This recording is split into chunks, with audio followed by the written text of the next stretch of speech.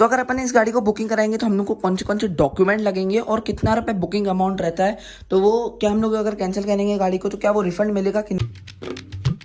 तो hey good morning, welcome back to my new video. So ये video जो मैं बना रहा हूँ ना, ये यूट्यूब में आपको कहीं नहीं मिलेगी, क्योंकि ना ये सबसे पहला वीडियो बना रहा हूँ मैं।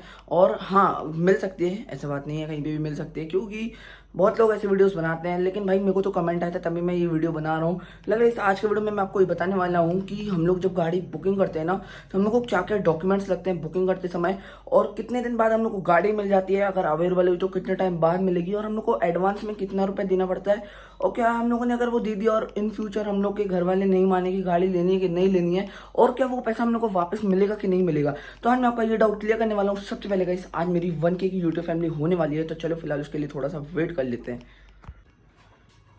तो गाइस अभी ना मैं अपनी बुलेट को अपने साथ लेके बैठा हूँ, और अभी मैं तुम्हें एक चीज़ दिखाऊँ। तो गाइस अभी मेरे 9 कहाँ गए भाई, तो अभी ना गाइस मेरे 996 सब्सक्राइबर्स हो चुके हैं, तो मोर 4 सब्सक्राइबर्स लेफ्ट। फिर गाइस हम लोग पता है क्या लेके रखे हैं, ये देखो। तो अभी बस सिर्फ 4 सब्सक्राइबर्स चाहिए, ये लाइव काउंटिंग हो रही है, ठीक है। तो 4 सब्सक्राइबर का थोड़ा वेट करना पड़ेगा हमें। तो न्यू अचीवमेंट गाइस हो चुके हैं फाइनल। तो मेरे 1K सब्सक्राइबर्स हो चुके हैं, मतलब आज से इधर पे 4 शब्द लग चुके हैं, मतलब 1000। तो आज मेरे फाइनली 1K की यूट्यूब फैमिली हो चुकी है। तो थैंक यू जिसने भी अभी सब्सक्राइब किया मेरे को, और अभी तक जो मेरे को सब्सक्राइब करके रखा है। तो चलिए फटाफट से इसको फोड़ते हैं, ठीक है। तो इसको तो फोड़ना ही पड़ेगा ना हमें। भाई ये मेरे साथ हमेशा प्रैंक करता है यार, आज भी नहीं फटा ये भाई, हमेशा मेरे साथ नहीं फटता है। तो भाई ये चीज़ें ना गाइस मेरी गाड़ी ने मेरे को पहुंचाया है, तो ये चीज़ें तो मैं अपनी गाड़ी के ऊपर डालूंगा, क्योंकि यहाँ तक मेरे को ना मेरी गाड़ी के लिए ही पहुंचाया है। तो भाई आप भी खा लो, ये लो गाइस, थोड़ा तुम भी खा लो। Thank you guys. तो न्यू अचीवमेंट मेरा कंप्लीट कराने के लिए सबको थैंक यू गाइस। तो गाइस अभी हम लोग बात करने आते हैं इस गाड़ी के लिए, या कोई भी बुलेट की गाड़ी हो, अगर अपन उसको बुकिंग करेंगे तो हम लोग को कौन से मेनली डॉक्यूमेंट लगेंगे, और कितना रुपये हम लोग को वहाँ पे रखना पड़ेगा, और क्या वो रिफंडेबल होगा कि नहीं होगा। तो ये हम लोग को यही टॉपिक आज कंप्लीट करने हैं। तो सबसे पहले गाइस मैं ज्ञान बांटा तो दूंगा नहीं यार, नहीं तो तुम लोग कहोगे ज्ञान देने आ गया वापस से, क्योंकि ये मेरे को कमेंट आया था तभी मैं ये वीडियो बना रहा हूँ। तो सबसे पहले गाइस अगर हम लोग इस गाड़ी को बुक करते हैं तो हम लोग को कौन से डॉक्यूमेंट लगेंगे, तो वो है पहला आधार कार्ड, दूसरा पैन कार्ड, और तीसरा गाइस ड्राइविंग लाइसेंस। बस ये 3 डॉक्यूमेंट लगेंगे और कुछ नहीं लगेगा। ये 3 डॉक्यूमेंट लगने के बाद गाइस हम लोग को एक नंबर भी देना पड़ेगा वहाँ पे, जो हम लोग का ऑन रहता हो, ठीक है। और उसके बाद आप लोग को एक डेट बुक करनी है जिस दिन की आपको बुकिंग चाहिए हो। अगर उस दिन गाड़ी अवेलेबल हुई तो आपको मिल जाएगी, और अगर आपको अर्जेंट में चाहिए तो फिर वो आपको शोरूम बताएगा कि कौन सी डे पे आपको मिल जाएगी ये गाड़ी। तो हम लोग को बुकिंग अमाउंट रखना पड़ता है 5000 रुपीज़। तो टोटल 5000 रुपये रखना पड़ेगा हम लोग को कोई भी बुलेट के लिए, या वो कॉन्टिनेंटल 650 हो, या हम लोग का स्टैंडर्ड हो, या हम लोग का क्लासिक हो, कोई भी गाड़ी हो, या हंटर भी बोल सकते हैं। तो उसके लिए हम लोग को 5000 रुपये रखना पड़ेगा। और 5000 रुपये रखने के बाद गाइस हम लोग को और कुछ नहीं करना, बस आपको एक डेट फाइनल करनी है, और किस डेट पे उठाना चाहते हो आप इस गाड़ी को, बस वो डेट फाइनल करनी है, और बस यही डॉक्यूमेंट लगते हैं और कुछ नहीं लगता। जैसे अगर मैं आज बुकिंग करता हूँ और मेरे को ये गाड़ी चाहिए आज से हफ्ते बाद, 1 वीक बाद, ठीक है। तो अब ये हम लोग को कंफर्म नहीं है कि 1 हफ्ते बाद हम लोग को ये मिल रही है कि नहीं मिल रही है, ये शोरूम पे डिपेंड करता है। अगर वहाँ पे अवेलेबल होगी तो हम लोग को आराम से 1 हफ्ते बाद मिल जाएगी। अगर वहाँ पे गाड़ी अवेलेबल रखी रही तो वो हम लोग की पहले ही बुकिंग चढ़ा के वो गाड़ी को साइड में रख देंगे, ठीक है।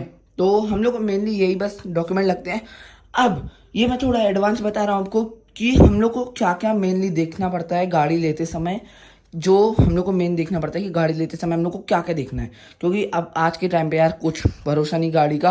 क्योंकि जो मेरे साथ दिक्कत आई तो वो मैं आपको पहले ही फेस करा देता हूँ। तो अगर कोई गाड़ी नहीं ले रहा हो तो उसको क्या क्या देखना पड़ता है, मेनली गाइस पूरी गाड़ी के डेंट देखना है आपको, क्योंकि सबसे ज़्यादा डेंट आते हैं इधर पे। फिलहाल अभी मेरी गाड़ी तो नहीं थी, तो इधर पे सबसे ज़्यादा डेंट आते हैं, क्योंकि ये जैसे ये आती है ना ट्रक व्रक में कार्गो के थ्रू आती है, तो सीट स्पंच होने के चक्कर में यहाँ पे डेंट आना स्टार्ट हो जाते हैं। तो यहाँ पे आपको डेंट चेक करना है कि यहाँ पे है कि नहीं है, ठीक है। उसके बाद गाइस आपको यहाँ पे डेंट चेक करना है कि यहाँ पे डेंट है कि नहीं है। जैसे मेरे में डेंट आ चुका है, तो आप लोग को भी यहाँ पे चेक करना है कि डेंट है कि नहीं है यहाँ पे।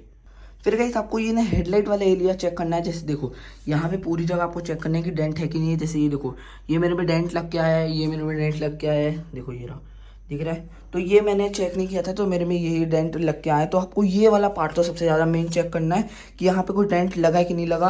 तो ये 3 चीज़ आपको देखनी पड़ती है। उसके बाद गाइस अभी मेरा साइलेंसर चेंज है, तो साइलेंसर के ऊपर जो प्लेट लगी रहती है उसको भी चेक करना पड़ता है कि उस पर डेंट लगा नहीं हुआ है कि लगा हुआ है। जैसे यहाँ पे वो प्लेट लगी मिलती है तो उसको भी चेक करना पड़ता है। उसके बाद गाइस हम लोग को ये यहाँ पे एक बटन रहता है, ये जैसे हम लोग की ट्रिप चेंज होती है तो हम लोग को ये बटन भी प्रॉपर वर्क करके देखना पड़ता है कि वर्क हो रहा है कि नहीं हो रहा है। जैसे ये देखो अभी स्विच हो रहा है, ये देखो यहाँ पे मैं इसको क्लिक कर रहा हूँ तो ये स्विच हो रहा है। तो ये हम लोग को प्रॉपर चेक करना पड़ता है, गियर प्रॉपर वर्क कर रहे हैं कि नहीं कर रहे हैं ये भी चेक करना पड़ता है। अभी गाइस सबसे ज़्यादा कमेंट आ रहे थे कि सेकंड गियर के बाद ऑटोमेटिक गाड़ी नीचे हो जाती है, तो हाँ मेरे साथ ये हो रहा है कि मैं सेकंड गियर पे गाड़ी को चला रहा हूँ और थोड़ा सा क्लच दबा रहा हूँ तो मेरी ऑटोमेटिक न्यूटन पे आ जा रही है गाड़ी।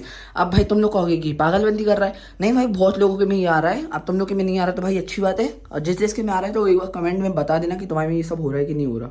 और सबसे मेन बात अगर आपको फ्यूचर में दिक्कत नहीं चाहिए ना तो ये खुलवाना आप लोग पेट्रोल का, और यहाँ पे एक होल रहता है उसको क्लीन करा लेना, उसमें पानी चला जाता है ना अगर टंकी में तो बहुत दिक्कत जाती है। अगर मैं इसको अभी खोलूँगा ना तो मेरा यहाँ पे पानी ऑलरेडी फंसा हुआ है, तो ये मेरे को डायरेक्ट या तो पेट्रोल भरवाते समय खोलना पड़ेगा या तो जब मैं शोरूम जाऊँगा मैं तभी खोल सकता हूँ। अभी नहीं खोल सकता, नहीं तो मेरे ना टंकी में पानी चला जाएगा, फिर फ्यूल और पानी एक साथ मिलेगा तो इंजन इफेक्ट करेगा। फिर जैसे गाइस मैं एक एग्जैक्ट मान लेता हूँ कि इस गाड़ी का रेट है 2,45,000, जीएसटी 22 तारीख को रेट गिरने के बाद 18% हो जाएगा, तो इस गाड़ी का रेट है 2,45,000। तो आप लोग 5,000 रुपये तो उस पर रखोगे, मतलब क्या बोलते हैं 5,000 रुपये बुकिंग पे रखोगे, तो 5,000 जब आप बुकिंग पे रखोगे तो 5,000 रुपये घट जाएंगे आपकी रेट पे, मतलब 2,45,000 की तो 5,000 वो घट जाएंगे तो आपके 2,40,000 रुपये देना पड़ेगा।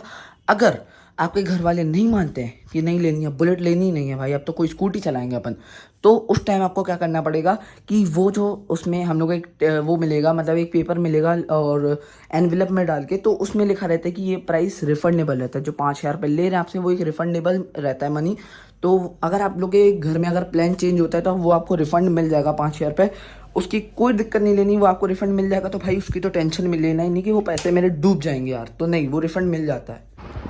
गाइस वीडियो बनाने के चक्कर में ये देखो कितना पसीना आने लगा है, तो ये पता है क्यों होता है, क्योंकि मैं ना फ़ैन ऑफ करके वीडियो बनाता हूँ, क्या जिससे आवाज़ बिल्कुल क्लियर आनी चाहिए, नहीं तो क्या होता है फ़ैन की भी आवाज़ आती है और मेरी भी आवाज़ आएगी, तभी मैं फ़ैन ऑफ करके वीडियो बनाता हूँ।